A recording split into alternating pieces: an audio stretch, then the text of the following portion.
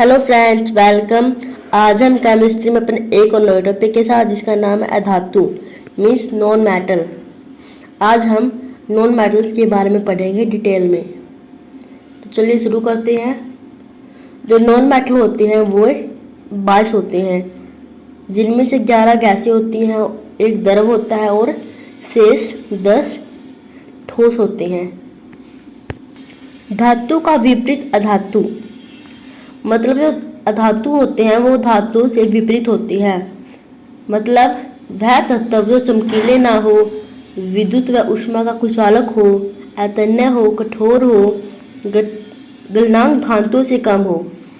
देखिए दोस्तों, हमने धातुओं में पढ़ा था कि जो धातु होती हैं वे चमकीली होती हैं और वे विद्युत व ऊष्मा की सुचालक होती हैं। तन्यता होती है उनमें, अज्ञात वर्धनता होती है, कठोर होती है, जो उनका गलनांक होता है वो उच्च होता है। लेकिन अधातु इसके विपरीत होती हैं। जो धातु होते हैं ना ही वो चमकीले होती है, ना ही कठोर होती हैं, ना ही वो विद्युत व ऊष्मा के सुचालक होते हैं, और उनका जो गलनांक होता है वो धातु से कम होता है। तो आई थिंक आपको समझ आ गया होगा कि अधातु क्या होती हैं। कुछ अधातु गैस अवस्था में होते हैं, कुछ ठोस अवस्था में होते हैं और ब्रोमीन द्रव अवस्था में होता है। जो 22 धातु हैं उनमें से कुछ गैस अवस्था में पाई जाती हैं, कुछ ठोस अवस्था में। एकमात्र ब्रोमीन ऐसा अधातु है जो द्रव अवस्था में पाया जाता है। तो दोस्तों, ये हमारे कुछ अधातु हैं: hydrogen, carbon, nitrogen, oxygen, fluorine, chlorine, और जो आयोडीन होता है, फॉस्फोरस होता है, ये ठोस अवस्था में पाए जाते हैं। और ये जो neon, argon, krypton, xenon, radon, ये हमारी नोबल गैस होती हैं। तो ये थी हमारी धातु, जिनके बारे में हमने पढ़ा। आगे हमारा आता है निष्क्रिय गैस मीन्स नोबल गैस। कि नोबल गैस क्या होती हैं, अब हम उनके बारे में पढ़ेंगे। ऐसे रासायनिक तत्व जो साधारण परिस्थितियों में बिना किसी रंग, गंध या स्वाद के गैस रूप में रहती हैं। वे तत्व जिनमें कोई रंग नहीं होता, ना ही कोई गंध होती है, वे स्वादहीन होते हैं, इनमें कोई स्वाद नहीं होता, फिर भी वो गैस ही रहते हैं। जो नोबल गैस होती है गाइस, वो नॉन रिएक्टिव होती हैं, वो किसी के साथ रिएक्ट नहीं करती, वो अक्रियशील होती हैं, इसलिए उन्हें अक्रिय गैस भी कहती हैं, क्योंकि ना तो वो इलेक्ट्रॉन मुक्त करती है और ना ही ग्रहण करती हैं। हमने धातु में पढ़ा था, जो धातु होती हैं उसमें जो इलेक्ट्रॉन है वो 3 कक्षाओं में पाई जाती हैं: कक्षा 1, कक्षा 2, कक्षा 3। और जो कक्षा 3 के इलेक्ट्रॉन होते हैं वो अपना त्याग करके कक्षा 2 यानी 8 कंप्लीट करने की कोशिश करते हैं। लेकिन इसमें ना तो इलेक्ट्रॉन मुक्त करता है और ना ही ग्रहण करते हैं, ना ही उनका त्याग करना पसंद करते हैं और ना ही उन्हें एक्सेप्ट करना पसंद करते हैं। और ये हमारी है 6 noble gas: helium, neon, argon, krypton, xenon, radon. इनके सिंबल दिए हुए हैं यहाँ पर। हीलियम का सिंबल है He, नियोन का Ne, आर्गन का Ar, क्रिप्टोन का Kr, जिनोन का Xe, रेडोन का Rn। दोस्तों, अगर आपसे पूछा जाए कि सबसे जो हल्की नोबल गैस कौन सी होती है, तो वो होती है हीलियम, क्योंकि जो इसका एटॉमिक नंबर होता है वो सबसे कम होता है और उसका मास नंबर भी सबसे कम होता है। लेकिन बात करें तो सबसे भारी नोबल गैस कौन सी होती है, वो होती है रेडोन।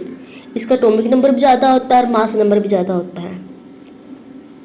यहाँ पर टेबल में दिखाया भी गया है कि जो हमारी नोबल गैस है और उनके मास नंबर भी यहाँ पर दिए हुए हैं। तो अब हम पढ़ेंगे अधातु के भौतिक और रासायनिक गुण। तो चलिए शुरू करते हैं। अधातु के भौतिक गुण। सबसे पहला भौतिक गुण है चमक। अधातु में चमक नहीं होता। अधातु की सतह बिना चमक के होती है। देखिए दोस्तों, जो अधातु होती है उनमें कोई चमक नहीं होती, मैंने पीछे भी पढ़ा था, उनमें कोई चमक नहीं होती। लेकिन जो हीरा होता है, जो कि कार्बन एक प्रकार है, वो काफ़ी चमकीला होता है। हीरा एक धातु है लेकिन फिर भी वो चमकीली होती है क्योंकि वो कार्बन का एक प्रकार है, अपवाद है एक। इसी प्रकार जो ग्रेफाइट होता है वो भी कार्बन का एक अपवाद होता है, इसलिए उसकी सतह भी चमकदार होती है। आगे है कठोरता, हार्डनेस। धातु कठोर नहीं होते, परंतु हीरा जो कि एक कार्बन का एक प्रकार है काफ़ी कठोर होता है। इसी तरह जो अधातु होते हैं वो कठोर नहीं होते, लेकिन जो हीरा है हमें पता है हीरा पृथ्वी का सबसे कठोर पदार्थ है, कठोर धातु है, अधातु है। इसलिए क्योंकि जो हीरा होता है वो कार्बन का एक प्रकार होता है, इसलिए अधातु होते हुए भी ये कठोर होता है। आगे अज्ञात वर्धनता, मैलेबिलिटी। अधातु अज्ञात वर्धनीय नहीं होते, अधातु को पीटने पर वह टुकड़ों में टूट जाता है। आपने पढ़ा था कि जो धातु होते हैं वो अज्ञात वर्धनीय होती हैं, अगर उनको पीटा जाए या चोट मारी जाए तो वो फैल जाते हैं, लेकिन जो अधातु होते हैं वो ऐसे नहीं होते, अगर उनको पर चोट मार जाए तो वो टुकड़ों में टूट जाएंगे। आगे है बिजली तथा उष्मा का कुचालक, means bad conductor of heat and electricity. हमें पता है जो अधातु होते हैं वो इलेक्ट्रिसिटी के बैड कंडक्टर होते हैं, मीन्स कुचालक होते हैं। लेकिन फिर भी जो ग्रेफाइट होता है जो कि कार्बन का एक प्रकार है वो बिजली का सुचालक होता है।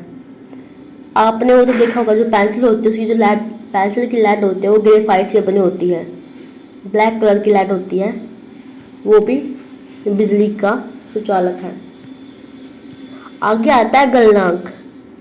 आपने पढ़ा था कि जो धातु होती हैं वो उच्च गलनांक की होती हैं, और जो टंगस्टन होता है वो उसका गलनांक सबसे उच्च होता है।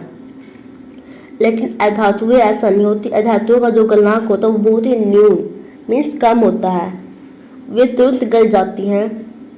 परंतु फिर भी जो कार्बन होती है या फिर बोरोन है उसका अपवाद है, वे इतनी जल्दी नहीं गलते क्योंकि वो कार्बन के अपवाद हैं। तो ये थे हमारे अधातुओं के भौतिक गुण। आगे हैं अधातुओं की रासायनिक गुण। इसमें सबसे पहले आता है ऋणात्मकता। आपने पढ़ा था कि जो धातु होती हैं उनमें जो इलेक्ट्रॉन होते हैं अपनी कक्षा 3 के इलेक्ट्रॉन्स का त्याग करके कक्षा 2 को कंप्लीट करने की कोशिश करती हैं, मीन्स वो इलेक्ट्रॉन का मुक्त करते हैं। लेकिन अधातुओं में क्या होता है, अधातुओं में धातुओं के विपरीत होता है, वे इलेक्ट्रॉनों को ग्रहण कर लेते आसानी से, लेकिन उसका त्याग नहीं करते, ग्रहण करते हैं और एक ऋणात्मक आवेशयुक्त आयन बनाते हैं।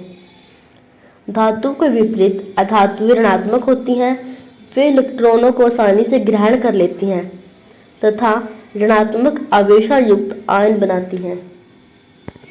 आगे है ऑक्सीजन के साथ अभिक्रिया।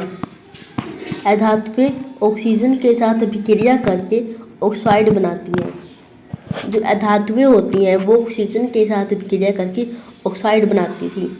जैसे हमने धातुओं में पढ़ा था, वो भी जो धातु होती हैं वो ऑक्सीजन के साथ अभिक्रिया करके ऑक्साइड बनाती थी। इनमें से कुछ ऑक्साइड जल में घुलने के बाद अम्ल बनाती हैं। लेकिन यहाँ पर एक डिफरेंस क्या है, जो धातु थी वो क्षारीय प्रवृत्ति की ऑक्साइड बनाती थी, लेकिन यहाँ पर क्या होता है, अधातु में वो अम्ल बनाती हैं। अम्ल जो कि खट्टे होते हैं, नमकीन होते हैं, और क्षारीय जो कड़वे होते हैं। अन्य ऑक्साइड जैसे CO, N2O, NO आदि धातुएं अम्लीय प्रवृत्ति की ऑक्साइड बनाती हैं। आगे है धातु जो ऑक्सीजन से अभिक्रिया करके जलने लगता है, वह है फास्फोरस। जो ऑक्सीजन है वो जो धातु होते हैं वो ऑक्सीजन के साथ अभिक्रिया करके जलने लगता है, वो होता है फॉस्फोरस। अगर फॉस्फोरस ऑक्सीजन से अभिक्रिया करेगा तो वो जलना शुरू कर देगा। जैसे कि हमने धातुओं में पढ़ा था, धातुओं में जो पोटासियम थी, लिथियम और सोडियम थी, अगर वो ऑक्सीजन के साथ अभिक्रिया करे तो वो आग पकड़ लेती हैं, इसलिए उनसे बचाने के लिए उन्हें केरोसिन के तेल में रखा जाता था और अधातु में उन्हें पानी में डुबो कर रखा जाता है ताकि वो जलने ना।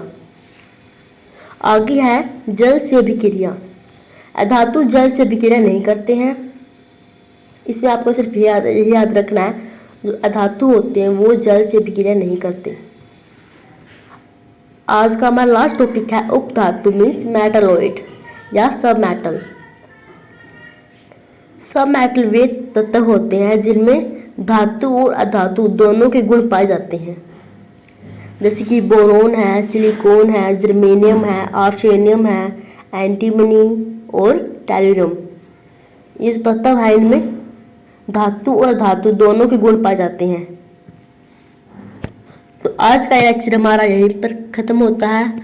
अगर आपको वीडियो पसंद आए तो प्लीज़ वीडियो को लाइक करें, चैनल को सब्सक्राइब करें। Thanks for watching.